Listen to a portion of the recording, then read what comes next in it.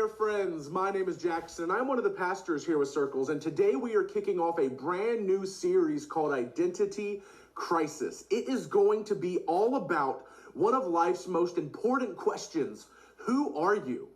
And that is what I want us to dissect together. How do we define ourselves? How do we distinguish ourselves? How do we differentiate ourselves? And how do we perceive ourselves?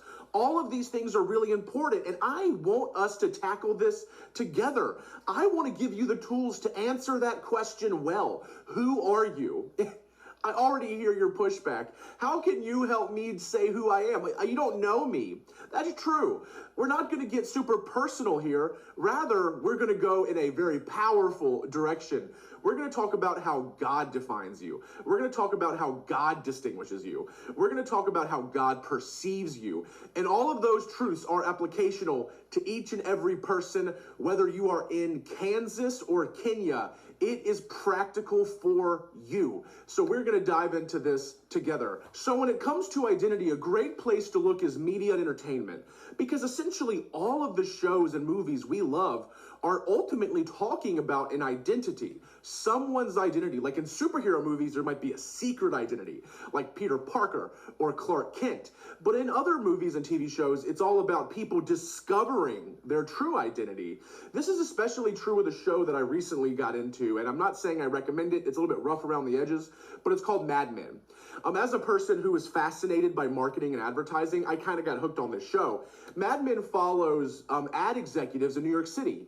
These were some of the most successful people in the most successful city in the world. And what they did is they created marketing and advertising. So these people in the show were developing advertising campaigns for Kodak, for Delta, for Coca-Cola. Like, these are big deal brand names. And the show Mad Men followed these ad executives who created these campaigns, who created these marketing messages, and they also wreaked havoc on their personal lives. Why is that? In the show Mad Men, we quickly see that the people there, the individuals, the madmen, they're obsessed with success. And they see themselves through the lens of their success. It's everything for them. And while the show is kind of about marketing, it's also about a really bad work-life balance. These madmen had the work-life balance of riding a seesaw with a refrigerator or an elephant on one side. It was so lopsided. They were consumed with work, so much so that they sacrificed their families and their health on the altar of their success. Now, why am I talking about Mad Men? There is one scene that punched me right in the chest when I saw it. So much so I paused it and I made a note in my Evernote notebook that I needed to revisit this scene because it is so practical for all people. What happens in this scene is the manager, the overseer, kind of the kingpin of the whole operation, was named Don Draper, and he had to fire an employee because some unhealthy habits had taken a toll on him. He was battling addiction and it was affecting his work very dramatically. So Don, in the most dramatic scene I've ever seen, fires him in a rainy alleyway in New York City while like yellow taxi cabs whiz by them in the background. And during this scene, when Don fires this man, you see some really good acting. Raw emotion sweeps over his face. His eyes, bloodshot and now full of tears, look Don square in the eye and say, "If I don't go into work on Monday, I don't know who I am." Let that sink in. If I don't work, I don't know who I am. If I don't have success, I don't know who I am. If I am not doing the job I've always done, I don't know who I am. What happened in this scene is completely fiction, but the story is far from imaginary. Mad Men was based on a real ad agency in a very real city, but everything there is fake and fabrication. But the problem that our newly fired friend faced is not far-fetched.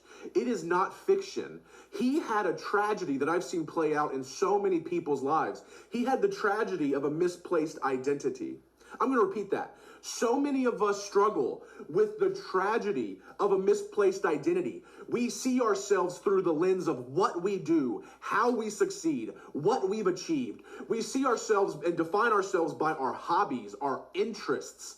We define ourselves by all of these things, and the unfortunate reality is that in a moment, that can disappear. If your identity is placed in athletics, what happens when you get an injury? If your identity is placed in finances, what happens when that IRS audit shows up? If your identity is placed in your success, What happens when you get laid off?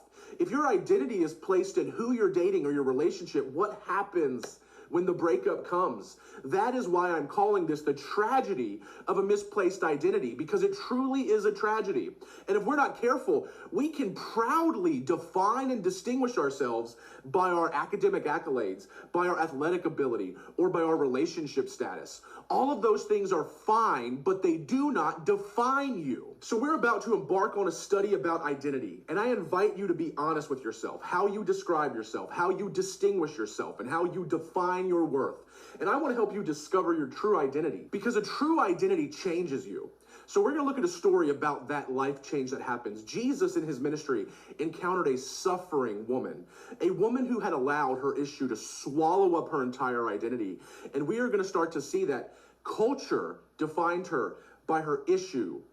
Culture defined her by her illness, but Jesus defined her as a daughter. Jesus is roaming some city streets. Everyone is gathering to see this man who's performing miracles, this man who's performing healings. And there was a woman who really wanted to meet him. Unfortunately, some issues made it impossible for her to do so. So let's see what happens while Jesus works through the crowd. A large crowd followed and pressed around Jesus. And a woman was there who had been subject to bleeding for 12 years. She had suffered a great deal under the care of many doctors who'd spent all she had.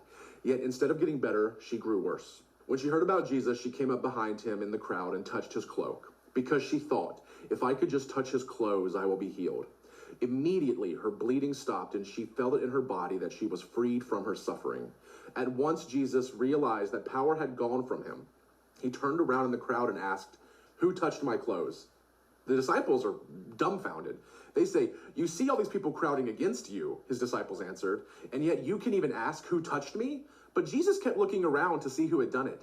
Then the woman, knowing what had happened to her, came and fell at his feet, trembling with fear, told him the whole truth, and he said to her, "Daughter, your faith has healed you. Go in peace and be freed from your suffering." Sitting here in the 21st century, this story might seem a little strange. Why was this woman so secretive? Why did she insist on touching his cloak and not actually just talking to Jesus and touching him? Like, why did she insist on doing it this way? She crawled through the dirt and the mud just to brush the hem of his robe. Why did she handle it this way? Well, tragically, her story is very sad. She had suffered an internal hemorrhage early in her life, and for 12 years she had been bleeding profusely. No doctor could fix it. No professional could help her. And what that did was detrimental to her. In this culture, based on old laws, if you were bleeding and it was uncontrollable, you were considered unclean. You were considered untouchable. You were considered outcasted from society. Because of that, she wasn't allowed to get married. She wasn't allowed to have children. She wasn't allowed to have a social life or friends. She wasn't welcome to the market, and she wasn't even welcome to the temple. Because of her illness, because of her injury, she was completely shoved out of society. And so she had to be secret and covert in her mission to experience a miracle from Jesus. So what she did is she crawled through the crowd, reached out her hand, and she is like, if I can just touch his robe, something amazing could happen to me. If I could just graze the hem of his garment, something amazing could happen. Now, she was taking a huge risk. She wasn't allowed in the city, especially in a crowded square where people were pressed up against each other. If she was caught, she could be punished, because their belief in that time was anyone who touched an unclean person, then they became unclean, and they had to go through ritual cleaning processes, and that took 7 days. And most people didn't want to take 7 days off of work because they bumped into someone who was unclean. So she took a big risk here, trying to get to Jesus, but her risk paid off. She crawled through and was able to touch the hem of his robe, and immediately she was healed. She could feel it happening inside of her. She was healed. A warmness, I imagine, moved through her body, and she's like, something happened here. The doctors had failed her. Her family had left her, but Jesus healed her. Now, this is a miracle story about a woman's healed body, but there's another healing that happens here too. He healed her identity as well. This story gives us two powerful principles about our identity after we encounter Jesus. And the first is this, please hear this. You are not identified by your issue. Tragically, I don't know her name. We don't know her name. Maybe it was Bertha, maybe it was Deborah, maybe it was Denise. We do not know, because even the Bible calls her the woman with the issue. The woman with the issue of blood. That was her identity. So much so that that was her name. Sometimes in life, and I'm sure you've seen this, your issue can become your entire identity. Heartbreak happened and now it swallowed you up. Maybe you moved to a new city and you're not making friends that quickly, so now you just see yourself as the lonely one. Now you just see yourself as the person on an island by themselves. You kind of see yourself like an outcast. Maybe someone said some harsh words to you, and it's now making you feel unlovable and unworthy, and you're reminded of that every single minute of every single day. Maybe you've allowed addiction to come into your life and you just see yourself as an addict. You are just an addict. That's all you're ever going to be, and you're never going to get over this. So sometimes people can just lean into it. Or you've had to hear that terrible phrase from a loved one that says, "I'm so disappointed in you." And next thing you know, you see that issue as your entire identity and you carry it and it defines you. And whenever you look in the mirror, you're reminded of that issue. That is the tragedy of a misplaced identity. Just like this woman in this passage, an experience from Jesus will shift your entire life, and it does that by shifting your entire identity. Because even a small touch from Jesus leads to a big change. He didn't see her as an unclean woman with an issue. He saw her as what? Look at what he says here. His daughter. All of this is embodied in the kind words that he says when looking at this woman trembling on the ground. And he says, "Daughter, your suffering is over. Daughter, it's over. Daughter, you're healed. Go in peace and be free." That's what Jesus says, because he doesn't just heal her body. He heals the way she sees herself. He heals her identity, which brings me to my second point. Your identity is found in Jesus. She was inevitably called so many names in her life. She was called outcast. She was called loner. She was called unclean. Then Jesus looked at her and said, "Daughter." Then Jesus looked at her and said, "My daughter." This is revealing relationship. This is showing that God did not see her by her issue. God saw her by her true identity. Interestingly enough, she is the only person in the Bible to be called daughter by Jesus. And what's he saying there? He's like, "You're part of my family." So she gets all the benefits of being in this family. Jesus will protect her. Jesus will comfort her. Jesus will never reject her. As his daughter, she is now under his care and his protection. He will not turn his back on her like the healers and doctors did, who swindled her for every dime and nickel she had. That is not who Jesus is. He accepts her now and accepts her forever, and family is her identity. She is secured in the family of God, and Jesus looked at her and said, "Daughter." When everyone saw her by her issue, Jesus saw her by her true identity, and that is a daughter of God, as a child of God. I imagine she's there trembling because she's scared. "Oh my goodness, I touched Jesus. He's going to be upset because now he is unclean." That is not what Jesus did. He looked at her with glimmering hope and love in his eyes, and he essentially said, "I will not abandon you like the others. I will accept you forever. You are my child." And that is what you need to hear today. You are God's child. You are not defined by anyone except for Jesus. So if you want to change your life, if you want to change this tragedy of misplaced identity, let's circle back to the first question. Who are you?